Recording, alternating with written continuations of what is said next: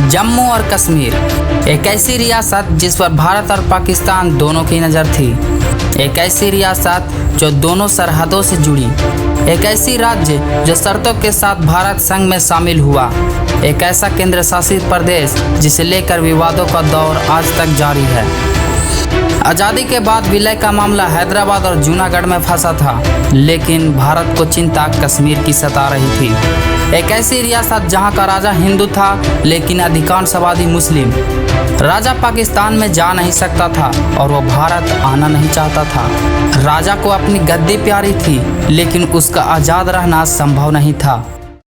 हम जब भी अनुच्छेद 370 का जिक्र सुनते हैं तो हमारी जहन में कश्मीर की कहानी घूमने लगती है। जब भी हम कश्मीर की अधिग्रहण का जिक्र सुनते हैं तब हम उन कोशिशों को जानना चाहते हैं जिसके तहत कश्मीर का भारत में विलय हुआ था। इसलिए आज हम कश्मीर के भारत में विलय की पूरी कहानी को जानेंगे कि तमाम कोशिशों के बावजूद पाकिस्तान कश्मीर को हथियाने में कामयाब क्यों नहीं हो पाया। बताएंगे कि आबादी के बाद रियासतों को एकीकृत करने के लिए भारत को किन मुशक्कतों से गुजरना पड़ा। आइए शुरू करते हैं।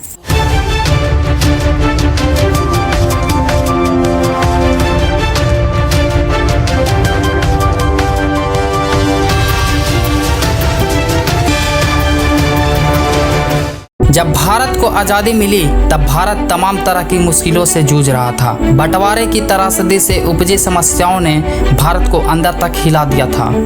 विभाजन के कारण देश में एक तरफ सांप्रदायिक दंगे भड़क रहे थे तो दूसरी तरफ पाकिस्तान से आए रेफ्यूजीज के लिए इंतजाम करना एक बड़ी चुनौती साबित हो रही थी। इन तमाम उलझनों के बीच देशी रियासतों और रजवाड़ों को एकत्रित करने की चुनौती पहाड़ जैसी साबित हो रही थी। ऐसा नहीं है कि आज़ादी के बाद ही तत्कालीन गृह मंत्री सरदार पटेल और प्रधानमंत्री पंडित नेहरू को रियासतों को एकजुट करने की फिक्र जगी हो, बल्कि आज़ादी के पहले से ही वे रियासतों को एक करने की कोशिशों में लगे थे। असल में रियासत ऐसे स्टेट थे जहां अंग्रेजों के अधीन राजा या नवाब का शासन होता था, लेकिन इंडिया इंडिपेंडेंस एक्ट के बाद ब्रिटिश क्राउन के सभी भारतीय रियासतों से सुप्रीमेसी खत्म हो गई।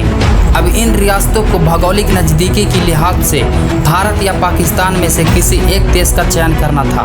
उन रियासतों को खुद में शामिल करना दोनों देशों के लिए टेढ़ी खील की तरह थी, जो भारत पाकिस्तान दोनों सीमा से साझा करते थे। यही वजह है कि सरदार पटेल ने जम्मू कश्मीर के महाराजा हरि सिंह को 3 जुलाई 1947 को ही एक पत्र लिखा। उस पत्र में पटेल ने कश्मीर पर चिंता जताई और भारतीय संघ एवं उसकी संविधान सभा के शामिल होने में कश्मीर का हित बताया।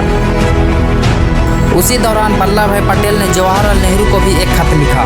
खत में उन्होंने कहा, आप जानते हैं कि 15 अगस्त को भारत का विभाजन हो जाएगा और आप पूरी तरह से आज़ाद हो जाएंगे। करीब करीब सभी रियासतों ने भारत के विधानसभा में शामिल होने का फैसला किया है। मुझे इस बात का एहसास है कि कश्मीर में अलग प्रकार की समस्या है, लेकिन उसके इतिहास एवं परंपरा को देखते हुए उनके पास भारत की संविधान सभा के साथ जोड़ने के अलावा अन्य कोई विकल्प नहीं। जब 15 अगस्त 1947 को भारत को आज़ादी मिली तब भारत में करीब 560 देशी रियासत थी। आज़ादी मिलने तक सभी रियासतों ने भारत में विलय के लिए अपनी सहमति दे दी, लेकिन 3 रियासतें ऐसी थी जिन्होंने अब तक भारत में खुद को विलय नहीं किया था।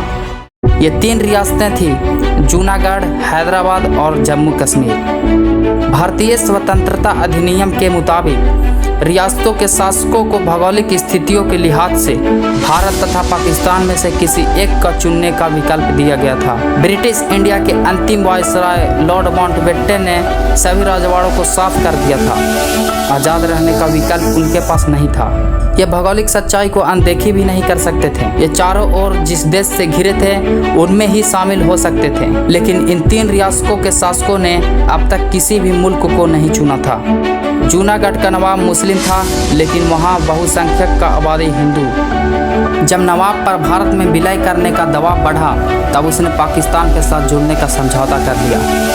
ऐसे में जब जनता और भारत सरकार का दबाव बढ़ा तब नवाब ने भागकर पाकिस्तान में शरण ले लिया। इसके बाद भारत ने जूनागढ़ में जनमत संग्रह कराया। इस जनमत संग्रह से वहां की करीब 99% जनता ने पाकिस्तान के बजाय भारत के साथ जाने का फैसला लिया। इस तरह 9 नवंबर 1947 को जूनागढ़ भारत को अहम हिस्सा बना। हैदराबाद के निजाम के साथ भी यही समस्या थी। निजाम मुस्लिम, लेकिन वहाँ की 84% के करीब आबादी हिंदू, लिहाजा निजाम भी पाकिस्तान के साथ जाना चाहते थे। काफ़ी जद्दोजहद के बाद आखिरकार 13 सितंबर 1948 को हैदराबाद में सैन्य कार्रवाई की गई। ऑपरेशन पोलो के तहत भारत सरकार ने हैदराबाद पर चढ़ाई कर दी और 5 दिन में ही निजाम ने घुटने टेक दिए। आखिरकार 17 सितंबर 1948 को हैदराबाद का भारत में कामयाबी से विलय हो गया। जैसा कि मैंने पहले ही जिक्र किया कि रियासतों को अपने नज़दीकी देश से मिलने के लिए कहा गया था। अगर आप मैप में देखेंगे तो हैदराबाद को जूनागढ़ को पाकिस्तान जाना वैसे भी संभव नहीं था, क्योंकि ये दोनों रियासतों के भारत के बीचों बीच थी। ऐसे में अगर ये दोनों रियासतों पाकिस्तान से जुड़ भी जाती तो उनका भी वही हाल होता जो पूर्वी पाकिस्तान के साथ हुआ था। काफ़ी मशक्क़त के बाद जूनागढ़ और हैदराबाद भारत में तो शामिल हो गया, लेकिन बात जम्मू कश्मीर को लेकर फंस गई। जम्मू कश्मीर उन चंद रियासतों में से एक था जो भारत और पाकिस्तान के बीच मौजूद था और असली फैसला वहीं लिया जाना था। दरअसल अंग्रेजों और सिखों के बीच 2 जंगें हुई थी जिन्हें आंग्ल सिख युद्ध कहते हैं। प्रथम आंग्ल सिख युद्ध के बाद राजा गुलाब सिंह और अंग्रेजों के बीच 1846 में अमृतसर की संधि हुई थी। गुलाब सिंह ने अंग्रेजों से 75 लाख रुपये में कश्मीर घाटी और लद्दाख, जिसमें बल्टिस्तान, कारगिल और लेह भी शामिल था, खरीद लिया था और उसे जम्मू कश्मीर में मिला लिया था। इसके साथ ही गुलाब सिंह जम्मू कश्मीर के रियासत के पहले राजा बने थे।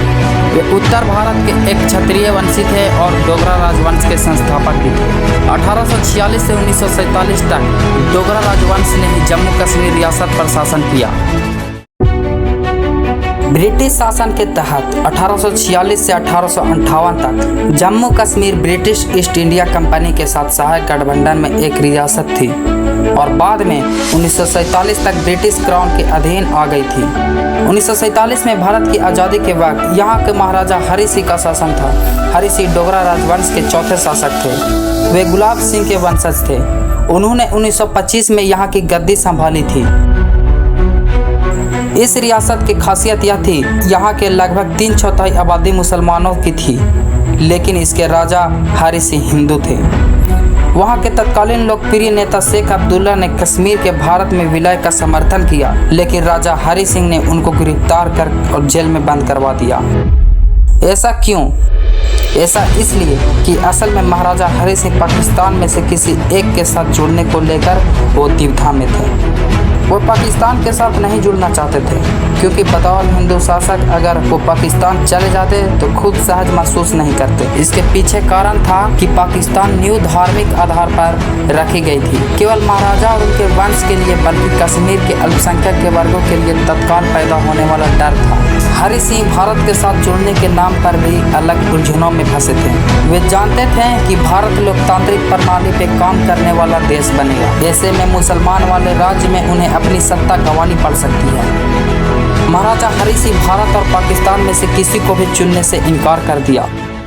वे यूरोप में स्विट्जरलैंड की तौर पर एक स्वतंत्र रियासत का भविष्य देखने लगे। उधर पाकिस्तान के संस्थापक मोहम्मद अली जिन्ना की नज़र कश्मीर पर थी। उन्हें लगता था कि कश्मीर मुस्लिम बहुल राज्य है और उस पर पाकिस्तान का ही हक होना चाहिए। लेकिन आज़ादी से पहले 12 अगस्त 1947 को हरि सिंह भारत और पाकिस्तान दोनों को स्टैंड स्टिल एग्रीमेंट का प्रस्ताव भेजा। यह विलय पत्र नहीं था। इसका मतलब था कि ब्रिटिश साम्राज्य के साथ जारी स्थिति को बरकरार रखना, यानी कश्मीर की स्थिति जैसी है वैसी रहने देना। पाकिस्तान ने इस प्रस्ताव को स्वीकार कर लिया और 15 अगस्त 1947 को जम्मू कश्मीर को जवाब भेजा। लेकिन भारत ने इसे नामंजूर करते हुए राजा के प्रतिनिधि को चर्चा के लिए दिल्ली बुलाया, लेकिन बुलावे पर कोई प्रतिनिधि दिल्ली नहीं गया।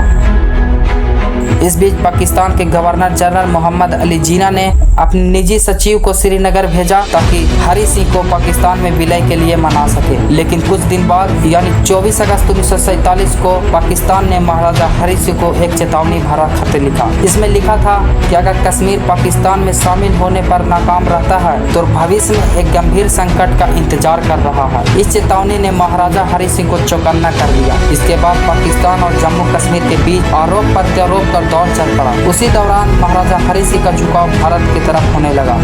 जेल में बंद शेख अब्दुल्ला को रिहा कर दिया गया।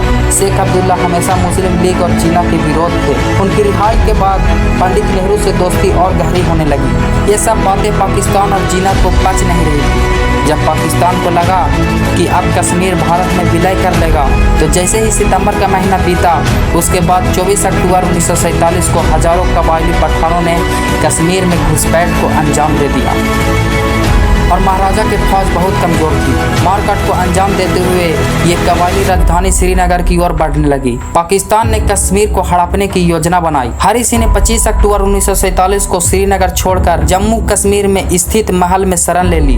कामयाबी आक्रमण से घबराए हरी सिंह भारत से मदद की गुहार लगाने लगे। इस घड़ी में बिना विलय हुए भारत मदद से इनकार कर दिया।